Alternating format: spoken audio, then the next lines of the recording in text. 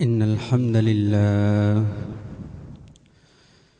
نحمده ونستعينه ونؤمن به ونتوكل عليه ونعوذ بالله من شرور أنفسنا ومن سيئات أعمالنا من يهده الله فلا مضل له ومن يضلله فلا هادي له ونشهد أن لا إله إلا الله وحده لا شريك له ونشهد أن محمدا عبده ورسوله أرسله بالهدى ودين الحق ليظهره على الدين كله ولو كره المشركون صلى الله وبارك وسلم تسليما كثيرا كثيرا أما بعد فيا أيها الناس أوصيكم عباد الله ونفسي أولا بتقوى الله فقد قال الله تعالى يا أيها الذين آمنوا اتقوا الله حق تقاته ولا تموتن إلا وأنتم مسلمون وقال أيضا يا أيها الذين آمنوا اتقوا الله وقولوا قولا سديدا يصلح لكم أعمالكم ويغفر لكم ذنوبكم ومن يطع الله ورسوله فقد فاز فوزا عظيما رب اشرح لي صدري ويسر لي أمري واحلل عقدة من لساني يفقه قولي إن أريد إلا الإصلاح ما استطعت وما توفيقي إلا بالله عليه توكلت وإليه أنيب الله سبحانه وتعالى തഖ്വ ചെയ്ത് സൂക്ഷിച്ച് ജീവിക്കണമെന്ന് ആദ്യമായി ഞാനെൻ്റെ നഫ്സിനോടും തുടർന്ന് നിങ്ങൾ ഓരോരുത്തരോടും വസിയത്ത് ചെയ്യുകയാണ്, ഓർമ്മപ്പെടുത്തുകയാണ്.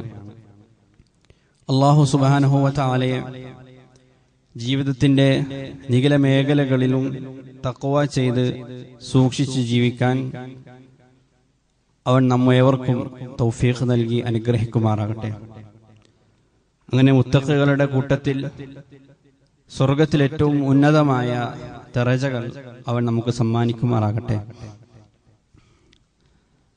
പ്രിയപ്പെട്ട സഹോദരന്മാരെ, സഹോദരികളെ, നാം വീണ്ടും ഒരു ഹജ്ജ് സീസണിലേക്ക് പ്രവേശിച്ചിരിക്കുകയാണ്. അല്ലാഹു സുബ്ഹാനഹു വ തആല വിശ്വാസി സമൂഹങ്ങൾക്ക് അവരുടെ ആത്മീയമായ ഒരു ഊർജത്തെ, ആത്മീയമായ ഉന്മേഷത്തെ ഉത്തേജിപ്പിക്കാനും അള്ളാഹുവായിട്ട് അവരെ കൂടുതൽ അടുപ്പിക്കാനും ചില പ്രത്യേകമായ സമയങ്ങളും ഇടങ്ങളും ദിവസങ്ങളും മാസങ്ങളൊക്കെയും നിശ്ചയിച്ചു നൽകിയിട്ടുണ്ട്. അത് അള്ളാഹു മുഅ്മിനീങ്ങൾക്ക് ചെയ്ത വലിയൊരു അനുഗ്രഹമാണ്. അതിലൂടെ കാലക്രമേണ അവരുടെ വിശ്വാസത്തിനെ ബാധിക്കുന്ന മങ്ങലുകളെയും പൊടിപടലങ്ങളെയും നീക്കി കൂടുതൽ ഒരു ആത്മീയമായ ഉന്മേഷത്തോടു കൂടി അള്ളാഹുവിലേക്ക് അടുക്കാൻ, കൂടുതൽ നന്മകളിൽ മുന്നേറാൻ അത് അവരെ സഹായിക്കുന്നു എന്നതാണ് ഇത്തരം സവിശേഷമായ ഇടങ്ങളുടെയും സ്ഥലങ്ങളുടെയും സമയങ്ങളുടെയും മാസങ്ങളുടെയൊക്കെ പ്രത്യേകത. ആ അർത്ഥത്തിൽ അള്ളാഹു നമുക്ക് നൽകി അനുഗ്രഹിച്ച വലിയൊരു അനുഗ്രഹമാണ് ഹജ്ജ് എന്നുള്ളത്. അള്ളാഹുവിന്റെ അങ്ങേയറ്റത്തെ അനുഗ്രഹം സിദ്ധിച്ച ആളുകൾക്ക് മാത്രം ചെയ്യാൻ സാധിക്കുന്ന അങ്ങേയറ്റത്തെ മഹനീയമായ, വളരെ പവിത്രമായ ഒരു കർമ്മമാണ് ഹജ്ജ് എന്നുള്ളത്. ഒരാൾക്ക് ഒരുപാട് സമ്പത്തുണ്ട് എന്നുള്ളത് കൊണ്ടോ, സുഖസൗകര്യങ്ങളുണ്ട് എന്നുള്ളത് കൊണ്ടോ, ആരോഗ്യമുണ്ട് എന്നുള്ളത് കൊണ്ട് ഒരിക്കലും ഹജ്ജ് ചെയ്യാൻ സാധിക്കണമെന്നില്ല. റസൂൽ സല്ലല്ലാഹു അലൈഹി വസല്ലമ തങ്ങൾ പറഞ്ഞതായിട്ട് നമുക്ക് കാണാം, അൽ ഹുജ്ജാജ് വൽ ഉമ്മാർ വഫ്ദുല്ലാ. ഹജ്ജ് നിർവഹിക്കുന്ന ആളുകളും ഉംറ നിർവഹിക്കുന്ന ആളുകളും അള്ളാഹുവിന്റെ അതിഥികളാണ്, അള്ളാഹുവിന്റെ സംഘങ്ങളാണ്. ദഅാഹും ഫഅജാബു, അവരെ അള്ളാഹു ക്ഷണിച്ചു, ആ ക്ഷണത്തിന് അവർ ഉത്തരം നൽകി. വസഅലൂഹു ഫഅഅതാഹും, അങ്ങനെ അവർ അള്ളാഹുവിനോട് ചോദിക്കുന്നു, അള്ളാഹു അത് അവർക്ക് നൽകുന്നു. ഇങ്ങനെയാണ് റസൂൽ സല്ലല്ലാഹു അലൈഹി വസല്ലമ തങ്ങൾ ഹജ്ജും ഉംറയും നിർവഹിക്കാൻ ഭാഗ്യം ലഭിച്ച ആളുകളെ റസൂൽ സല്ലല്ലാഹു അലൈഹി വസല്ലമ തങ്ങൾ നിർവചിച്ചിരിക്കുന്നത്.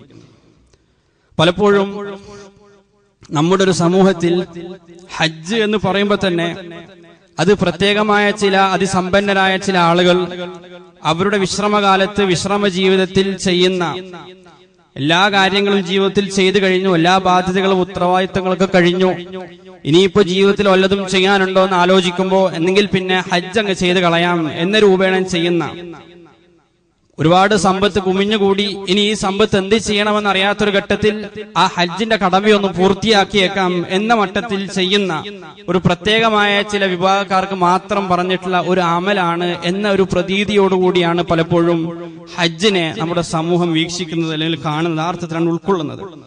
എന്നാൽ വിശുദ്ധ ഖുർആനിൽ ഹജ്ജിന് വേണ്ടി വിളംബരം ചെയ്യാൻ അല്ലാഹു സുബ്ഹാനഹു വ തആല ഇബ്രാഹിം നബിയോട് കൽപ്പിക്കുന്ന സൂറത്തുൽ ഹജ്ജിലെ 27-ാമത്തെ ആയത്ത് നമ്മളൊന്ന് പരിശോധിച്ച് നോക്കുക. വഅസ്സിമു ഫിന്നാസി ബിൽ ഹജ്ജ്. റസൂൽ ഇബ്രാഹിം അലൈഹിസ്സലാമിയോട് അല്ലാഹു പറയാണ്, താങ്കൾ ജനങ്ങളെ ഇങ്ങോട്ട് ക്ഷണിക്കുക, ഹജ്ജിന് വേണ്ടി ക്ഷണിക്കുക, ഹജ്ജിനെ സംബന്ധിച്ച് അവരോട് വിളംബരം ചെയ്യുക. അങ്ങനെയാണെങ്കിൽ ഏത് രൂപത്തിൽ ആളുകളാണ് ആ വിളിക്ക് ഉത്തരം നൽകാൻ പോകുന്നത്, ഏത് രൂപത്തിലാണ് അതിനവർ ഉത്തരം നൽകുക എന്നും വിശുദ്ധ ഖുർആൻ തൊട്ടുടനെ വിശദീകരിക്കുന്നുണ്ട്. ആദ്യമായി അള്ളാഹു പറഞ്ഞത് അവർ കാൽനടയായിക്കൊണ്ട് ആ വിളിക്ക് ഉത്തരം നൽകിക്കൊണ്ട് ഇവിടെ എത്തിച്ചേരുമെന്നുള്ളതാണ്. അവർക്കൊരുപക്ഷെ വാഹന സൗകര്യങ്ങൾ ഇല്ലെങ്കിലും മറ്റിതര മാർഗങ്ങളില്ലെങ്കിലും മാധ്യമങ്ങളില്ലെങ്കിലും അവർക്ക് സാധ്യമായ രൂപത്തിൽ കാൽനടയായിട്ടാണെങ്കിൽ കാൽനടയായിക്കൊണ്ട് ആ വിളി ലഭിച്ച, ആ ക്ഷണം ലഭിച്ച ആളുകൾ, അതിന് ഉത്തരം നൽകണമെന്ന് അതിയായി ആഗ്രഹിക്കുന്ന ആളുകൾ അവർ കാൽനടയായിട്ടാണെങ്കിലും താങ്കളുടെ ഈ വിളിക്ക് ഉത്തരം നൽകുന്നതാണ് അള്ളാഹു പറയാണ്. വാലാ കുല്ലി താമിരിൻ, തുടർന്ന് അള്ളാഹു പറയാണ്, മെലിഞ്ഞൊട്ടിയ ഒട്ടകപ്പുറത്ത് കയറിയിട്ടാണെങ്കിലും അവർ വരുന്നതാണ്. എല്ലാം കൊണ്ടും തികഞ്ഞ വാഹന സൗകര്യങ്ങൾ അവർക്കില്ലെങ്കിലും അവർക്ക് ലഭിക്കുന്ന മാർഗങ്ങൾ, ലഭിക്കുന്ന വാഹനങ്ങൾ ഉപയോഗപ്പെടുത്തിക്കൊണ്ട് അവർ ഇവിടെ എത്തിച്ചേരുന്നതാണ്. ഒമിൻ കുല്ലി ഫജ്ജിൻ അമീഖ്, എല്ലാ മലമ്പാതകൾ താണ്ടിയും ഇടുങ്ങിയ വഴികളിലൂടെയും വിദൂര ദിക്കുകളിൽ നിന്നും അവർ ഈ വിളിക്ക് ഉത്തരം നൽകിക്കൊണ്ട് ഇവിടെ എത്തിച്ചേരുന്നതാണ് അല്ലാഹു പറയണം. അവരുടെ മുന്നിൽ പ്രവിശാലമായ മാർഗങ്ങൾ ഉണ്ടാവണമെന്നില്ല, വഴികൾ ഉണ്ടാകണമെന്നില്ല, എങ്കിലും ആ മലമ്പാതകൾ താണ്ടി സമുദ്രങ്ങൾ താണ്ടിയിട്ടാണെങ്കിലും ആ വിളിക്ക് അവർ ഉത്തരം നൽകുന്നതാണ് എന്ന് അല്ലാഹു പറയണം. അപ്പൊ ആ ഒരു ചിത്രം നമ്മൾ ആലോചിച്ച് നോക്കുക. അതിസമ്പന്നരായ ചില ആളുകളെല്ലാം തികഞ്ഞ ചില ആളുകളിൽ ചെയ്യുന്ന ഒരു കർമ്മമായിട്ടേ അല്ല വിശുദ്ധ ഖുർആൻ അത് നമുക്ക് പരിചയപ്പെടുത്തിയിട്ടുള്ളത്. മറിച്ച് ആ വിളിക്ക് ഉത്തരം നൽകണമെന്ന് അതിയായി ആഗ്രഹിക്കുന്ന ആളുകൾക്ക് അവരെ കൊണ്ട് സാധിക്കുന്ന രൂപത്തിൽ ചെയ്യുന്ന ഒരു കർമ്മമായിട്ടാണ് യഥാർത്ഥത്തിൽ ഹജ്ജിനെ വിശുദ്ധ ഖുർആൻ നമുക്ക് അതിന്റെ ആ അടിസ്ഥാനത്തിൽ തന്നെ വിശുദ്ധ ഖുർആൻ നമുക്ക് പരിചയപ്പെടുത്തി തന്നിരിക്കുന്നത് വളരെ ശ്രദ്ധേയമായ ഒരു കാര്യമാണ്. അതുകൊണ്ടാണ് റസൂൽ സല്ലല്ലാഹു അലൈഹി വസല്ലമ തങ്ങൾ പറഞ്ഞത്, മൻ അറാദൽ ഹജ്ജ ഫൽയതഅജ്ജൽ. ആർക്കെങ്കിലും ആത്മാർത്ഥമായിട്ട് ഹജ്ജ് ചെയ്യണമെന്ന് ആഗ്രഹമുണ്ടെങ്കിൽ, അങ്ങനെ ഒരു ഉദ്ദേശമുണ്ടെങ്കിൽ ഫൽയതഅജ്ജൽ, അവർ അതിനുവേണ്ടി ധൃതി കാണിക്കട്ടെ, അതിനവരെ പിന്തിപ്പിക്കുകയല്ല. എത്രയും പെട്ടെന്ന് അവർക്ക് എത്ര പെട്ടെന്നാണ് അവർക്ക് സാധിക്കുക അത്രയും പെട്ടെന്ന് അവർ ഹജ്ജിന് വേണ്ടി പുറപ്പെടട്ടെ എന്ന് റസൂൽ സല്ലല്ലാഹു അലൈഹി വസല്ലമ തങ്ങൾ പറഞ്ഞിരിക്കുന്നതായിട്ട് നമുക്ക് കാണാൻ കഴിയും. ഏതൊരു നന്മയെയും പിന്തിക്കാതിരിക്കുക, ഏതൊരു നന്മയുടെ വിഷയത്തിലും അങ്ങേയറ്റത്തെ ധൃതി കാണിക്കുക എന്നുള്ളത് തഖ്വയുടെയും ഈമാനിന്റെയും അടയാളമായിട്ടാണ് അല്ലാഹു സുബ്ഹാനഹു വ തആല വിശുദ്ധ ഖുർആനിൽ സൂറത്തുൽ മുഅ്മിനൂനിലൂടെ നമുക്ക് പഠിപ്പിച്ചു നൽകുന്നത്. വല്ലദീന ഹും ബിആയാതി റബ്ബിഹിം യുഅ്മിനൂൻ. അല്ലാഹുവിന്റെ തങ്ങളുടെ റബ്ബിന്റെ ആയത്തുകളിൽ ദൃഢമായി വിശ്വസിക്കുന്ന ആളുകൾ, വിശ്വസിക്കേണ്ടതുപോലെ വിശ്വസിക്കുന്ന ആളുകൾ. വല്ലദീന ഹും ബിറബ്ബിഹിം ലാ യുശ്രികൂൻ. അല്ലാഹുവിൽ ഒരർത്ഥത്തിലും പങ്കാളികളെ ചേർക്കാത്ത, ഒരു കളങ്കമില്ലാത്ത തൗഹീദിന്റെ ഉടമകളായ ആളുകൾ. ആ ആളുകളുടെ പ്രത്യേകത എന്താണ്? വല്ലദീന യുഅ്തൂന മാ ആതൗ വഖുലൂബുഹും വജിലതുൻ അന്നഹും ഇലാ റബ്ബിഹിം റാജിഊൻ. ഭയവിഹ്വലമായ ഹൃദയവുമായിട്ട് തങ്ങൾ അള്ളാഹുവിലേക്ക് മടങ്ങേണ്ടവരാണെന്ന ആ ദൃഢബോധ്യത്തോടുകൂടി ആ അചഞ്ചലമായ വിശ്വാസത്തിന്റെ പേരിൽ ഹൃദയം വിങ്ങിപ്പൊട്ടുന്ന ആളുകൾ, അതിന്റെ പേരിൽ എല്ലാം അള്ളാഹുവിന്റെ മാർഗത്തിൽ ജനം ചിലവഴിക്കുന്ന ആളുകൾ, അവരുടെ ഒരു പ്രത്യേകത വിശുദ്ധ ഖുർആൻ പറയാണ് തൊട്ടുടനെയുള്ള ആയത്തിൽ, ഉലൈക യുസാരിഊന ഫിൽ ഖൈറാത്ത്. അവരുടെ പ്രത്യേകത എന്നുള്ളത് അവർ നന്മയിൽ മത്സരിക്കുന്ന ആളുകളായിരിക്കും. നന്മയുടെ വിഷയത്തിൽ ഒരാളെയും കാത്തു നിൽക്കാത്ത ആളുകളായിരിക്കും. വഹും ലഹാ സാബിഖൂൻ.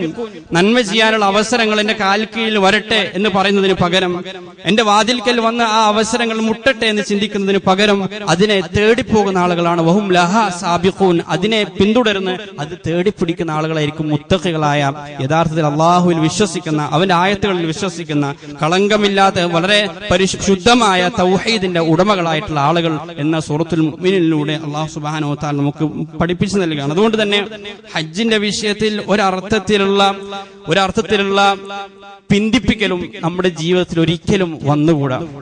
അതിനെ ഏതർത്ഥത്തിലാണ് നമുക്ക് ചെയ്തു തീർക്കാൻ സാധിക്കുക, ആ രൂപത്തിൽ നമ്മൾ അതിൽ ചെയ്യാനുള്ള ധൃതി, ഒരു ആഗ്രഹം നമ്മുടെ മനസ്സിൽ നമ്മൾ കൊണ്ടുവരേണ്ടതായിട്ടുണ്ട്. കാരണം നമ്മുടെ ആരോഗ്യം എപ്പോഴാണ് നശിച്ചു പോകുന്നത് നമുക്ക് അറിഞ്ഞുകൂടാ.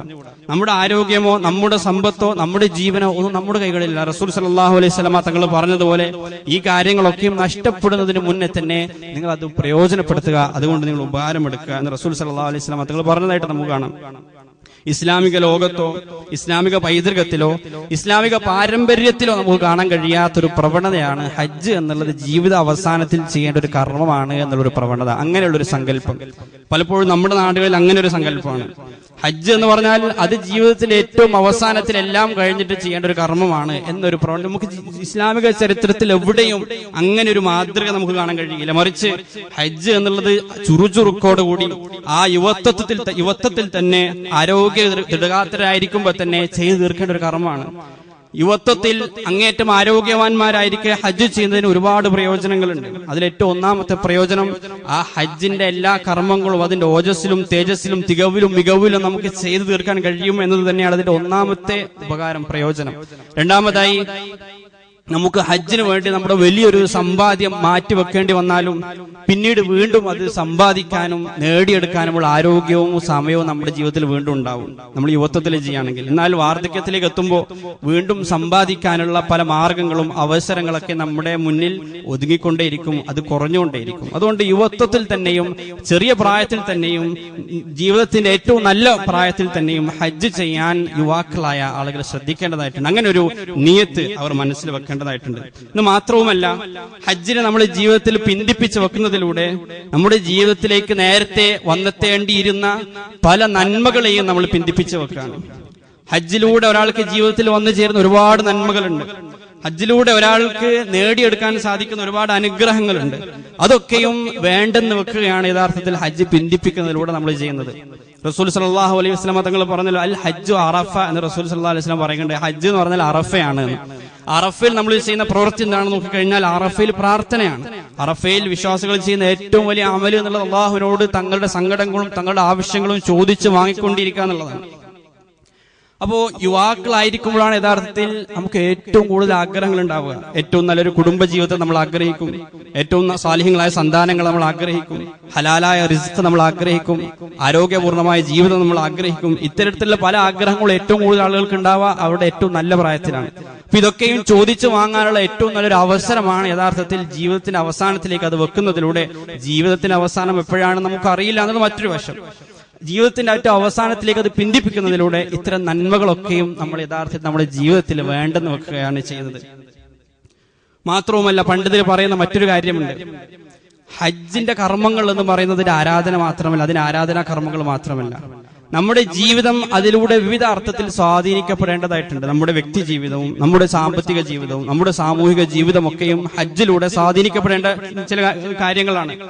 അപ്പോ ഏറ്റവും വാർദ്ധക്യത്തിൽ ചെയ്തു കഴിഞ്ഞാൽ ആ ഹജ്ജിൽ നിന്ന് നമുക്ക് ലഭിക്കുന്ന ഊർജവും അതിൽ നിന്ന് നമുക്ക് ലഭിക്കുന്ന പാഠങ്ങളുമായിട്ട് നമുക്ക് എവിടെയാണ് ജീവിക്കാനുള്ളത്? നമ്മുടെ കുടുംബജീവിതം ചിലപ്പോൾ കഴിഞ്ഞിട്ടുണ്ടാകും, നമ്മുടെ സാമൂഹിക ജീവിതത്തിൽ നമ്മുടെ ഇടപെടലുകൾ കഴിഞ്ഞിട്ടുണ്ടാകും, സാമ്പത്തികമായ ഇടപാടുകൾ ചിലപ്പോൾ നമ്മൾ അവസാനിപ്പിച്ചിട്ടുണ്ടാകും. അതുകൊണ്ട് ഈ ഹജ്ജ് ഏറ്റവും നല്ല പ്രായത്തിൽ ചെയ്യുക എന്നുള്ളത് നമ്മൾ ഒരുപാട് പ്രയോജനങ്ങളുള്ള കാര്യമാണ്. അതിനുവേണ്ടി നമ്മൾ അതിനെ പ്രോത്സാഹിപ്പിക്കുകയും അതിനുവേണ്ടി ശ്രമിക്കുകയും ചെയ്യേണ്ടതായിട്ടുണ്ട്. പലപ്പോഴും ഹജ്ജ് നിർവഹിക്കാതിരിക്കാൻ അല്ലെങ്കിൽ ഹജ്ജ് പിന്തിപ്പിക്കാൻ സമൂഹത്തിൽ 2 കാരണങ്ങളാണ് നമുക്ക് കാണാൻ കഴിയുക. 2 കാരണങ്ങൾ കൊണ്ടാണ് ആളുകളൊക്കെയും ഹജ്ജിനെ പിന്തിപ്പിക്കുന്നത്, വൈകിപ്പിക്കുന്നത്. അതിലൊന്നാമത്തെ കാരണം സാമ്പത്തികമായ വശങ്ങൾ ഓർത്തുകൊണ്ടാണ്. കുറച്ചുകൂടി സമ്പാദിച്ചതിന് ശേഷമാകാം ഹജ്ജ് എന്നൊരു തീരുമാനമാണ്. രണ്ടാമത്തേത്, ഹജ്ജ് എന്നുള്ളത് ജീവിതത്തിൽ ഒരു പ്രാവശ്യം മാത്രം നിർവഹിക്കേണ്ട ഒരു കാര്യമാണ് എന്നതാണ്. സത്യത്തിൽ ഹജ്ജ് കഴിവുള്ളവർ ഒരു പ്രാവശ്യമെങ്കിലും നിർവഹിക്കണം എന്ന ദീനിന്റെ കൽപ്പനയെ ഒരു പ്രാവശ്യം മാത്രം നിർവഹിക്കേണ്ട ഒന്നായിട്ട് തെറ്റിദ്ധരിച്ചു എന്നതാണ് അതിന്റെ രണ്ടാമത്തെ കാരണം. റസൂൽ സല്ലല്ലാഹു അലൈഹി വസല്ലമ തങ്ങൾ യഥാർത്ഥത്തിൽ ഈ 2 കാരണങ്ങളെയും ഖണ്ഡിക്കുന്നതായിട്ട് നമുക്ക് കാണാം. ഇമാം തിർമിദി ഉദ്ധരിക്കുന്ന സഹീഹായ ഒരു ഹദീസിൽ ഇങ്ങനെ ഒരു ഹദീസ് നമുക്ക് കാണാൻ കഴിയും. റസൂൽ സല്ലല്ലാഹു അലൈഹി വസല്ലമ പറയാണ്, താബിഉ ബൈനൽ ഹജ്ജ് വൽ ഉംറ, നിങ്ങൾ ഹജ്ജിനെയും ഉംറയെയും ആവർത്തിച്ചുകൊണ്ടിരിക്കുക. സാധ്യമാകുന്ന ആളുകൾ ഒരു ഹജ്ജിൽ ഒതുക്കാതെ വീണ്ടും ഹജ്ജ് നിർവഹിക്കുക, വീണ്ടും ഉംറ നിർവഹിക്കുക. എന്നിട്ട് റസൂൽ സല്ലല്ലാഹു അലൈഹി വസല്ലം പറഞ്ഞു, ഫഇന്നഹുമാ യൻഫിയാനിൽ ഫഖ്റ വസ്സുനൂബ്, അത് ദാരിദ്ര്യത്തെ ഇല്ലാതാക്കും, അതോടൊപ്പം തന്നെ പാപങ്ങളെയും ഇല്ലാതാക്കും. ദാരിദ്ര്യ നിർമ്മാർജ്ജനത്തിനുള്ള ഏറ്റവും നല്ല മാർഗമായിട്ട് റസൂൽ സല്ലല്ലാഹു അലൈഹി വസല്ലം ഹജ്ജിനെയും ഉംറയെയും പഠിപ്പിക്കുകയാണ്. മാത്രവുമല്ല പാപങ്ങളെയും അതില്ലാതാക്കും. ശേഷം റസൂൽ ഒരു ഉപമ പറയുകയാണ്, നല്ല ചൂടുള്ള തീക്കനൽ ഏത് രൂപത്തിലാണ് ലോഹത്തെയും വെള്ളിയെയും സ്വർണത്തെയും പരിശുദ്ധമാക്കുന്നത്, ആ രൂപത്തിൽ വിശ്വാസികളുടെ ഹൃദയത്തെ പാപക്കറകളിൽ നിന്നും അവരുടെ സമ്പത്തിനെയും ഈ ഹജ്ജും ഉംറയും പരിശുദ്ധമാക്കുന്നതാണ് എന്ന് റസൂൽ സല്ലല്ലാഹു അലൈഹി വസല്ലം തങ്ങൾ പഠിപ്പിക്കുന്നതായിട്ട് നമുക്ക് കാണാൻ കഴിയും. നമുക്ക് വലിയൊരു തെറ്റിദ്ധാരണയുണ്ട്.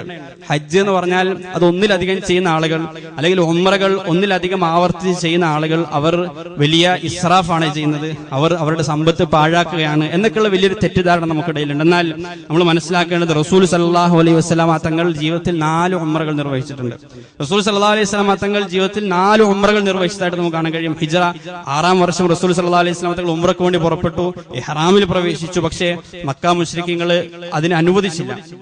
അത് അല്ലാഹു തആല ഉംറയായിട്ടായിരുന്നു പരിഗണിച്ചത്. അതിനുള്ള പ്രതിഫലവും മുസ്ലിം ഉമ്മത്തിന് അന്നത്തെ സഹാബാക്കൾക്ക് നൽകുകയുണ്ടായി. രണ്ടാമതായി ഹിജ്റ 6-ാം വർഷം സന്ധിയിൽ പറഞ്ഞത് പ്രകാരം, കരാറിൽ ഏർപ്പെട്ടത് പ്രകാരം അടുത്ത വർഷം 7-ാം വർഷം വന്നിട്ട് റസൂലും സഹാബാക്കളും ഉംറ ചെയ്തു. പിന്നീട് ഹിജ്റ 8-ാം വർഷം മക്കൻ ഫതഹിന് ശേഷം, മക്ക വിമോചനത്തിന് ശേഷം ഹുനൈൻ യുദ്ധം കഴിഞ്ഞ് മടങ്ങവേ റസൂൽ സല്ലല്ലാഹു അലൈഹി വസല്ലം തങ്ങൾ വീണ്ടും ഉംറ ചെയ്തിട്ടാണ് മടങ്ങുന്നത്.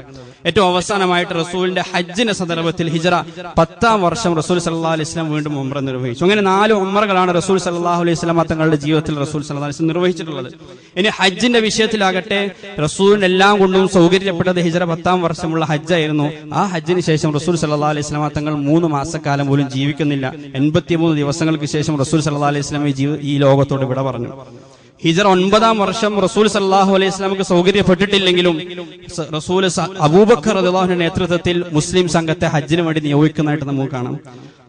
ഇതിനൊക്കെ പുറമെ റസൂലിനെ എല്ലാ അർത്ഥത്തിലും പിൻപറ്റിയിരുന്ന സഹാബാക്കള് അവരൊരിക്കലും റസൂൽ ഒരു പ്രാവശ്യമേ ഹജ്ജ് നിർവഹിച്ചിട്ടുള്ളൂ എന്നുള്ളത് ഒരു സുന്നത്തായിട്ട് കണക്കാക്കിയിരുന്നില്ല. മറിച്ച് അവർ ജീവിതത്തിൽ നിരവധി തവണ ഹജ്ജ് നിർവഹിച്ചതായിട്ട് നമുക്ക് കാണാം സഹാബാക്കൾ. പ്രത്യേകിച്ച് അബ്ദുല്ലാഹിബ്നു ഉമർ റളിയല്ലാഹു അൻഹു, അദ്ദേഹമാണ് സഹാബാക്കളുടെ കൂട്ടത്തിൽ ഏറ്റവും കൂടുതൽ ഹജ്ജ് നിർവഹിച്ച ആളായിട്ട് അറിയപ്പെടുന്നത്. അദ്ദേഹം 50-ലധികം ഹജ്ജ് നിർവഹിച്ചതായിട്ട് നമുക്ക് കാണാൻ കഴിയും. അദ്ദേഹം പറയുകയും ചെയ്തിട്ടുണ്ട്, എനിക്ക് ഇപ്പോഴും ഹജ്ജ് ചെയ്തിട്ട് മതിയായിട്ടില്ല എന്ന് അദ്ദേഹം പറയുന്നുണ്ട്. അനസ് ഇബ്നു മാലിക് റളിയല്ലാഹു അൻഹു റസൂലിന്റെ ഏറ്റവും പ്രിയങ്കരനായ സഹാബിയാണ്. അദ്ദേഹം 20 തവണ ഹജ്ജ് നിർവഹിക്കുകയുണ്ടായി. അനസ് ഇബ്നു മാലിക് റളിയല്ലാഹു അൻഹു ശേഷം പറയുന്നുണ്ട്,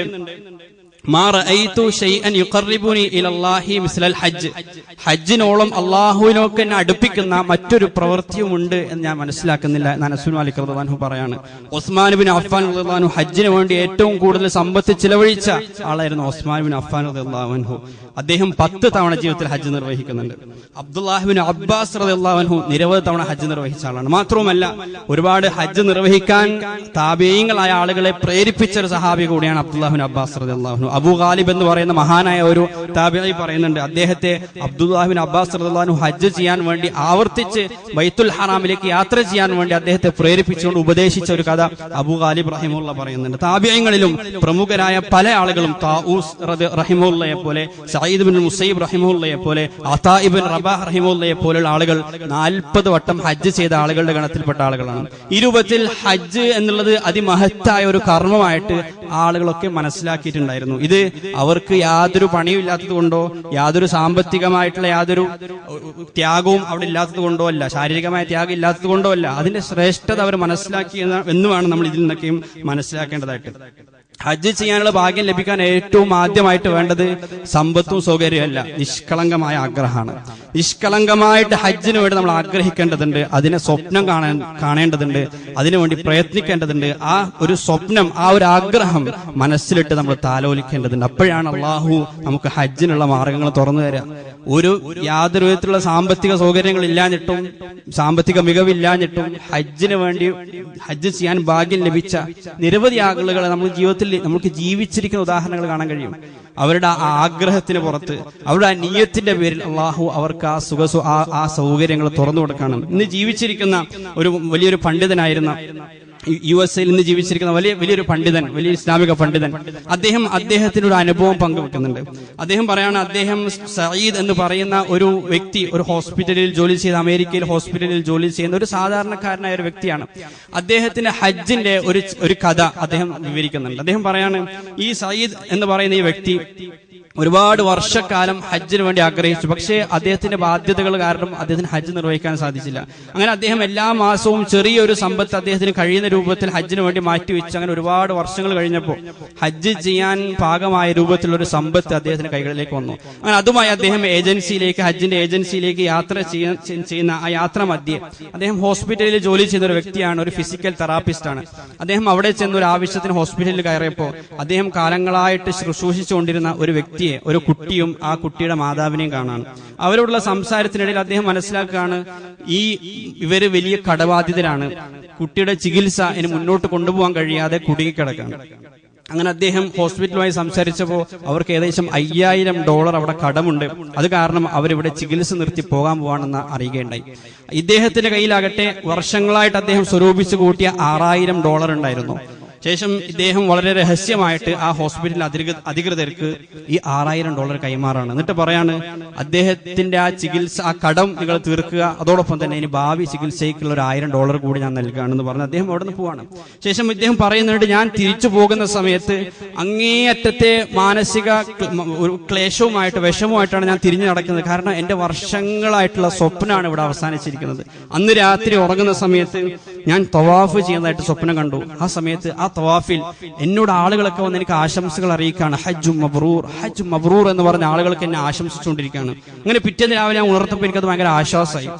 പിന്നീട് എനിക്കൊരു ഫോൺ കോൾ വരാണ് ഹോസ്പിറ്റലിൽ നിന്ന്. ആ ഹോസ്പിറ്റലിന്റെ വലിയൊരു ഷെയർ ഹോൾഡർ ആയിരുന്ന, അതിന്റെ ഷെയറിൽ പകുതിയും ഉടമപ്പെടുത്തിയിരുന്ന അതിസമ്പന്നനായ ഒരു വ്യക്തി ഈ വർഷം ഹജ്ജിന് പോകാൻ ആഗ്രഹിക്കുന്നു.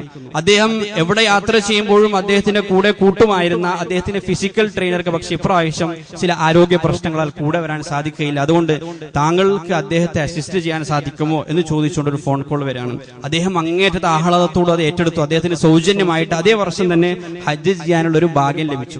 അങ്ങനെ ആ ഹജ്ജിന്റെ യാത്രയിൽ പുറപ്പെട്ട സമയത്ത് ഇദ്ദേഹത്തിന് ഈ അനുഭവം, കാരണം അസാധാരണമായ ഒരു അനുഭവമാണല്ലോ, അദ്ദേഹം ഈ സമ്പന്നനുമായിട്ട് ഈ അനുഗ്രഹം പങ്കുവെച്ചപ്പോൾ ആ സമ്പന്നനായ വ്യക്തി ആ നിമിഷം തന്നെ ആ ഹോസ്പിറ്റലുമായി ബന്ധപ്പെട്ട് ആ കുട്ടികളുടെയും ആ ഫാമിലിയുടെ ആ ചിലവ്, അവരുടെ ചികിത്സാ ചിലവ് മുഴുവൻ അദ്ദേഹം ഏറ്റെടുത്തു എന്ന് മാത്രമല്ല, ഇദ്ദേഹം നൽകിയ ആ $6000 നിർബന്ധപൂർവ്വം ഇദ്ദേഹത്തിന് തിരികെ നൽകിപ്പിച്ചു.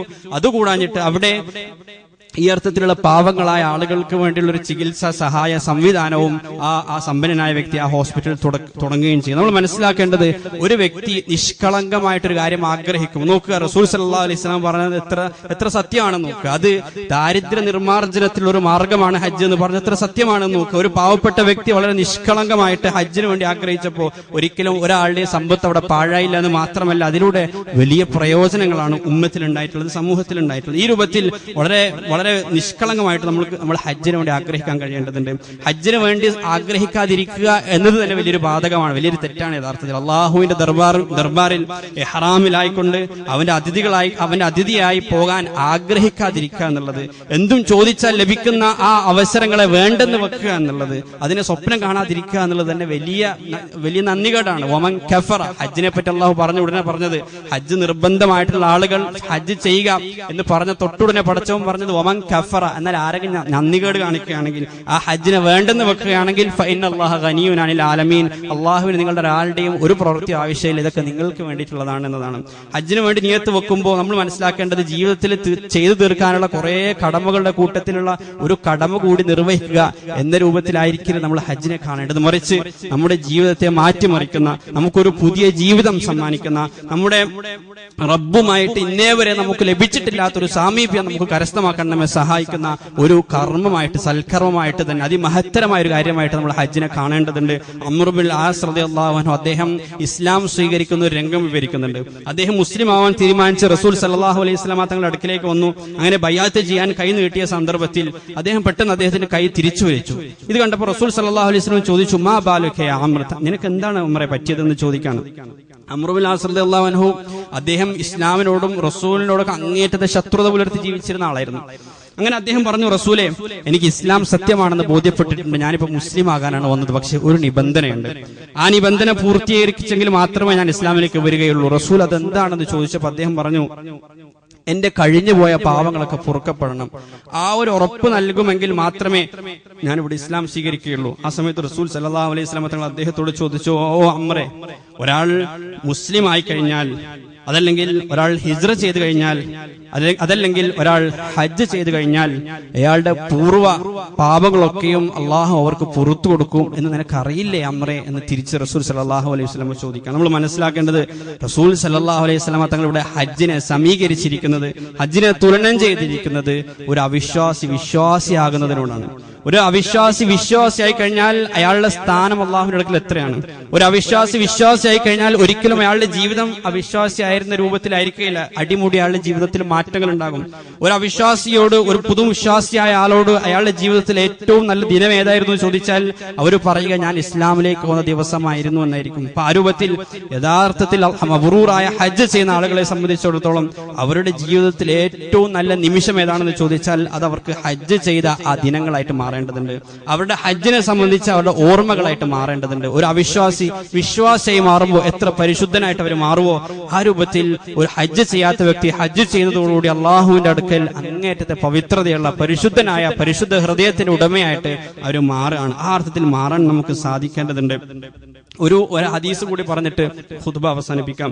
ഇബ്നു ഉമർ റളിയല്ലാഹു അൻഹു ഹജ്ജിന്റെ ശ്രേഷ്ഠതയുമായി ബന്ധപ്പെട്ട അങ്ങേറ്റം ഹൃദ്യമായ വളരെ വലിയ ഒരു ഹദീസ് ഇബ്നു ഉമർ റളിയല്ലാഹു അൻഹു വിശദീകരിക്കുക. വളരെ സുന്ദരമായ ഒരു വലിയൊരു കഥയാണത്. അത് ഇമാം ബസ്സാറും ഇമാം ഇബ്നു ഹിബ്ബാനും തൊബറാനിയൊക്കെ ഉദ്ധരിച്ചിട്ടുള്ള സഹീഹായ ഹദീസാണ്. ഇബ്നു മുൻസിരി എന്ന് പറയുന്ന വലിയ പ്രസിദ്ധനായ മുഹദ്ദിസ് അദ്ദേഹം ഈ ഹദീസിനെ പറ്റി പറയുന്നുണ്ട്. ഈ ഹദീസിലെ ഇത് റിവായത്ത് ചെയ്ത ആളുകളൊക്കെയും അങ്ങേറ്റം വിശ്വസ്തരാണ് എന്ന് പറഞ്ഞുകൊണ്ടാണ് ഈ ഹദീസ് റിവായത്ത് ചെയ്യുന്നത്.